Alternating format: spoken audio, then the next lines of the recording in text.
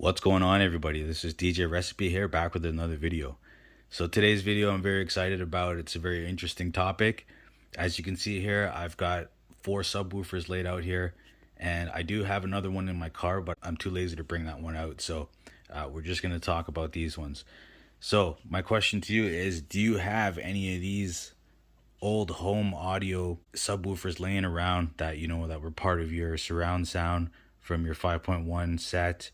They're usually typically ran on a home audio receiver, and nowadays they've been coming out with sound bars, so a lot of people are selling these off on the buy and sell, thinking that there's no use for them. But I want to tell you today that there is a great use for them, and to be quite honest, there might be a lot of controversy about this, but try it out for yourself and let me know before you comment, because I guarantee you you're gonna second guess what you were thinking. And that may be using these home audio subwoofers as car audio subwoofers.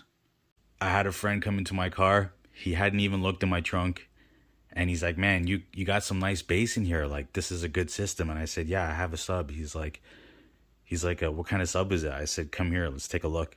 I opened the trunk, and I got one of these guys in there, a home theater sub. And he's like, "What? That's not a car audio sub." And I said, to be honest, it sounds great, and I'm going to tell you why.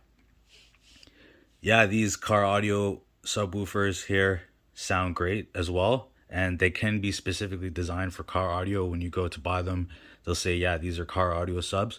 But these subwoofers for home audio are built just as good, and they may not hit the highest peak power as these ones, which typically, in my opinion, you don't really need for just basic listening purposes, because you're going to blow your ears out.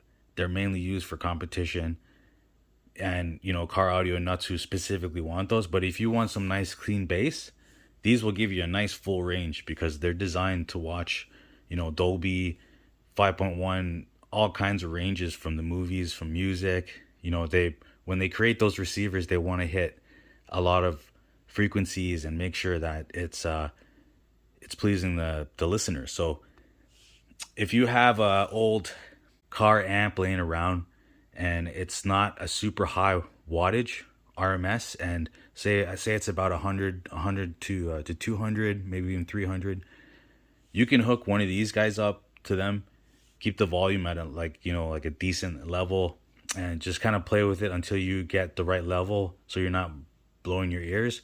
But I guarantee you these will sound fantastic. I had these in here and it hit all these deep basses.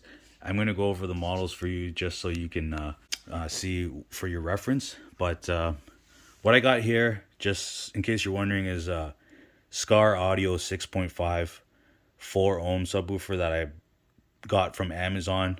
I'll link the description in the video for that. I built that one there, and it's got a 6.5 inch box. It's ported at the back. This one here is an old school Kenwood subwoofer. It's referred to as a tube subwoofer. They're great for saving space, and some say the sound kind of bounces off, and it sounds a little different. With these guys, you might get a more powerful bass depending on your ear listening preferences. And this is another 4 ohm. Sorry, this is 4 ohm as well. This is 4 ohm, and this is 3 ohm. This one here, this Sony one, is 4 ohm. It came out of a 5.1 set that had other speakers with it. And I got to tell you, this one here is my favorite subwoofer that I've had in a very long time. And right now in my car, I'm running a 10-inch MTX subwoofer in a sealed enclosure. And that one pumps, but I sometimes swap it out for this one because this one gives a nice, clean, deep bass.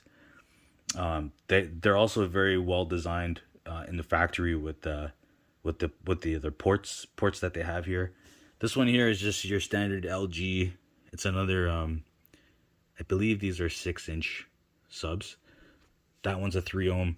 Still sounds pretty good, but the Sony ones, I gotta say, they sound really well. And I'm not usually a fan of the Sony stuff, Explode and all that, but their home theater subwoofers for this model was fantastic.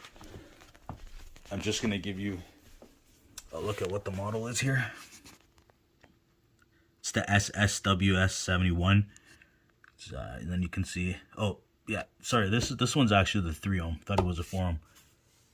This guy here is a 3 ohm as well, the LG. And these tubes, this tube one here is a 4 ohm. It's a 10-inch.